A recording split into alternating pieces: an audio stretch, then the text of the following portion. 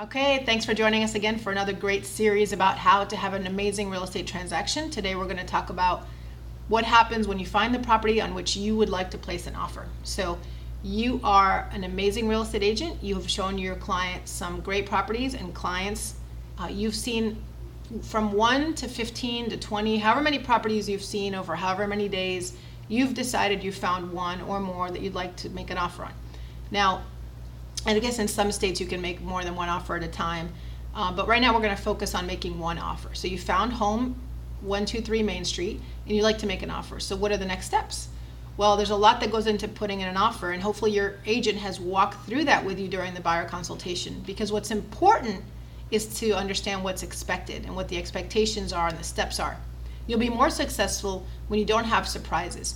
You'll be more successful when you have scenarios and conversations about scenarios. So that's one of the things we're going to cover today. Well, you're writing a purchase and sale contract as an agent. You want to make sure you understand what your client needs.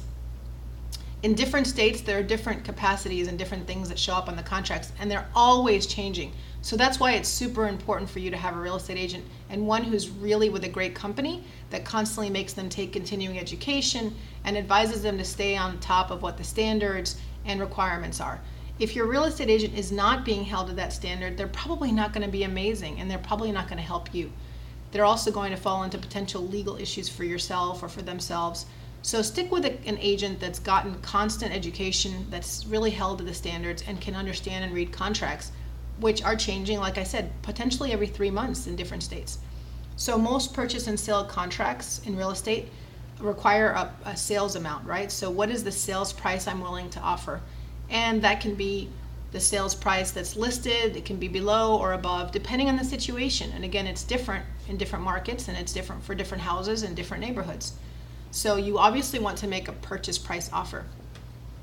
There might be another blank for what's called closing costs. There are costs associated with closing a loan, but there are also costs associated with closing a transaction in general.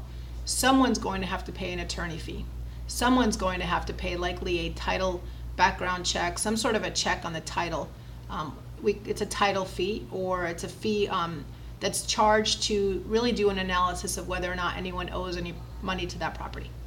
So that's another box where there might be some closing costs or costs associated with closing that loan or the deal, depending on the state. And then you're going to need to put in a closing date. Well, the closing date in most locations in most states is about 30 days from the day that you go binding, which means everyone makes agreement. But it could be 45 days, it could be 60 days. It really just depends. And there are certain places where you can close a loan or you can close a deal in 15 days. Certainly if you provide cash for your transaction, your closing date can be about 2 weeks from the day that you put in your offer and go binding. So the closing date will be a variable, but it will be based on your needs and the situation that you're in and the kind of proof of funds or the kind of funds that you're using to pay for this transaction. The possession date, which means the date of actual move-in, or the date when you can take possession and literally have a key and walk in and it's your house, that may or may not be the same date as the closing date. So understand that in some situations, you may give the seller 2 or 3 days, for instance, to stay and remain in the home, to move out, to clean it. They might have nowhere to go, and they might have worked out a negotiation where they stay in the home. That is totally normal and customary and can happen.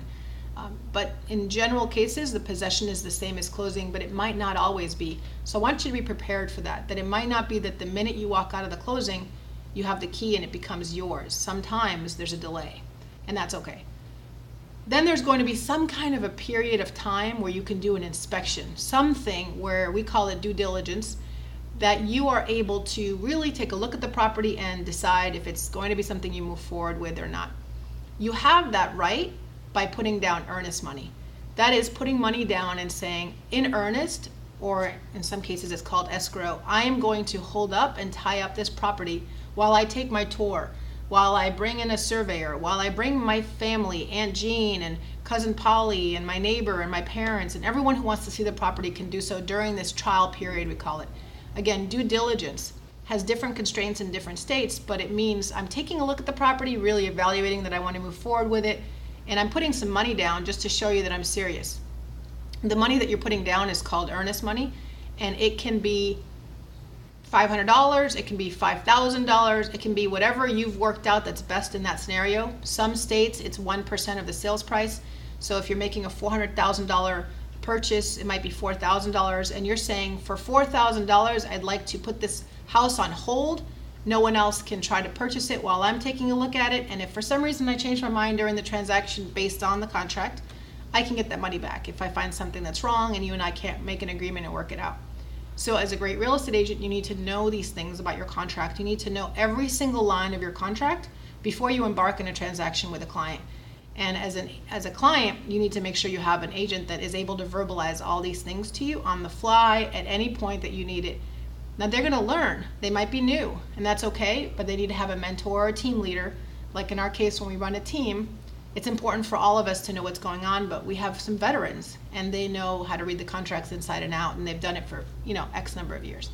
So stay tuned as to how the next steps will embark, because we're continuing down the purchase and sale, and we're going to make an offer on a house and we're going to see what happens. Yay! Thanks for joining us this morning.